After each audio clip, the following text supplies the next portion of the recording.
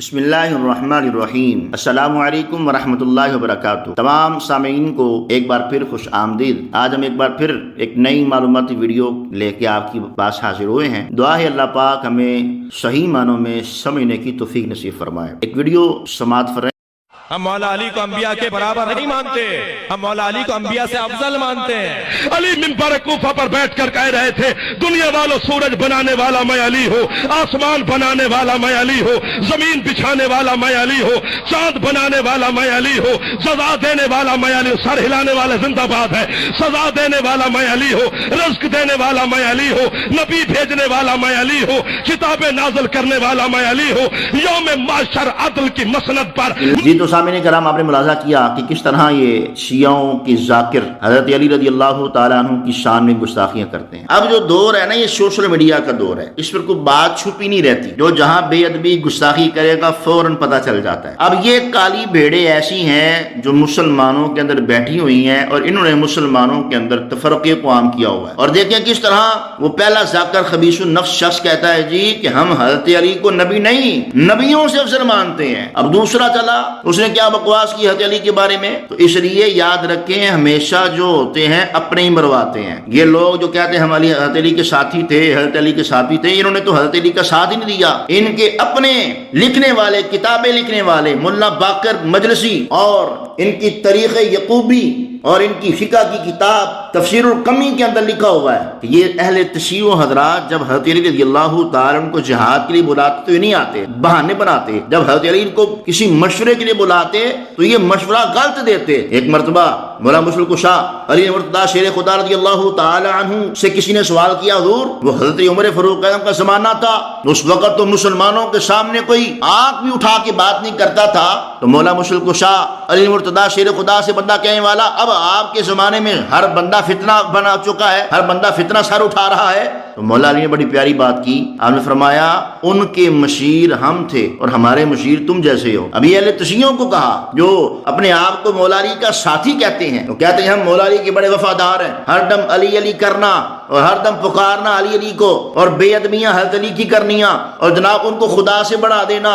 اور ان کو تشبیہ انبیاء کرام سے دے دینا، اور کبھی ان کی جناب تصویریں بنا کے سوشل میڈیا پہ شیئر کر دینا، دیکھو جی یہ حضرت علی ہے، اور بدبختو خدا تمہیں خاک میں ملائے۔ کون ایسا ہے جو مولا کائنات کی تصویر بنا سکے؟ کس کے اندر جرت ہے جو حضرت علی کے خاکے بنائے؟ لیکن یہ اہل تشیع بڑا ایک گندا مذہب جس کے اندر نہ شراب کی لحاظ نہ زنا کا لحاظ، جن کے ذاکر متا کی پیداوار، اور یہ لوگ صحابہ کرام کے دشمن، اولیاء اللہ کے دشمن، اور بالخصوص مولا کائنات کے دشمن، حضرت امام حسن کے دشمن، حضرت امام حسین کے دشمن۔ میرے کریم آقا صلی اللہ علیہ وسلم، ترمذی، نسائی، امام مسلم اور بخاری کے اندر یہ حدیث موجود ہے، اے علی میں تیرے اندر عیسیٰ علیہ السلام کی مماثلت دیکھتا ہوں۔ اس کو غور کیجئے اس حدیث پاک کو کہ علی میں تیرے اندر عیسیٰ علیہ السلام کی مماثلت دیکھتا ہوں۔ کیا کہ بعض لوگوں نے حضرت عیسیٰ علیہ السلام کو اتنا چاہا کہ خدا کا بیٹا کہہ دیا، اور بعض نے اتنی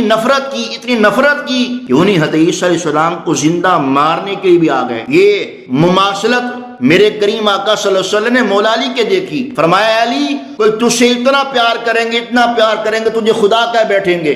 آج یہی بدبخت لوگ اہل تشیع اب مانتے ہیں کہ مولا علی خدا ہے۔ توبہ نعوذ باللہ من ذالک۔ اشہد ان لا الہ الا اللہ وحدہ لا شریک لہ واشہد ان محمدا عبدہ ورسولہ۔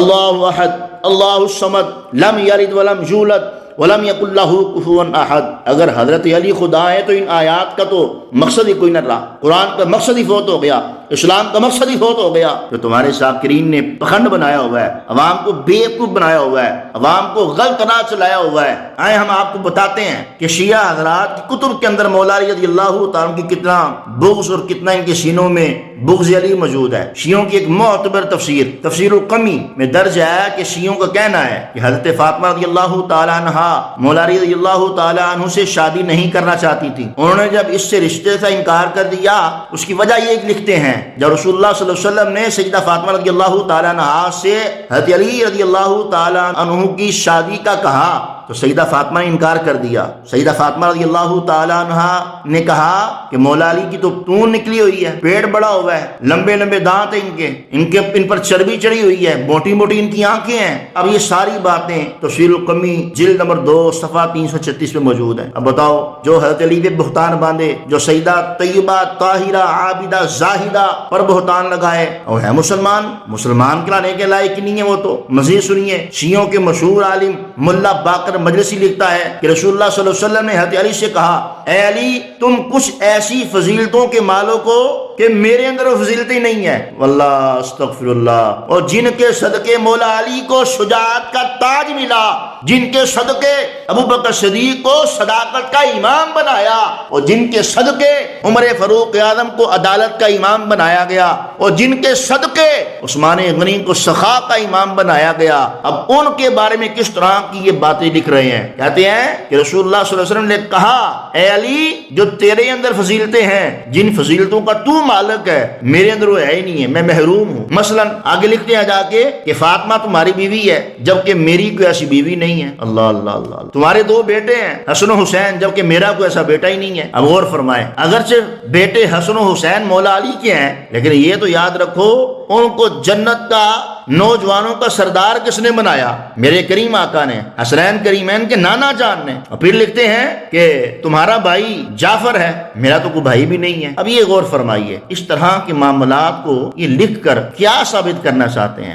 در حقیقت اصل سے لے کے اب تک یہ اہل تشیع عبداللہ بن سبا کی نسل جو ہے، اس نسل نے بیڑا غرق کر دیا تاریخ اسلام کا، بیڑا غرق کر دیا ان درست روایات کا، اپنے من گھڑت باتوں کو اسلام کے اندر لے کے آئے. جو ان کے ذہنوں کے اندر فطور تھا یہ تھا کہ یہ اسلام اتنی جلدی عام کیوں ہو رہا ہے؟ یہ تو یہودی نسل کی پیداوار تھی. انہوں نے اسلام سے بغض رکھا، اور اسلام جو حضرت عمر کے دور میں ترقی کر کے گیا، اور انہوں نے اسلام کا رستہ روکنے کی کوشش کی. جب حضرت سیدنا عثمان غنی رضی اللہ تعالی کی شہادت کا معاملہ بنا تو مجھے بتاؤ، شہادت مدینے میں ہوتی ہے اور خبر جو ہے قیصر و کسریٰ میں جا کے چلی جاتی ہے. کیوں گئی؟ کس وجہ سے گئی؟ کیونکہ پلاننگ وہاں ہوئی تھی، سارا ماسٹر مائنڈ وہاں ہوا تھا. جس بندے نے آ کے حضرت سیدنا عثمان غنی رضی اللہ تعالیٰ عنہ کو شہید کیا، ان شیعوں سے پوچھو اس کا نام کیا ہے. تو اس لیے سامعین کرام، آپ نے ملاحظہ کیا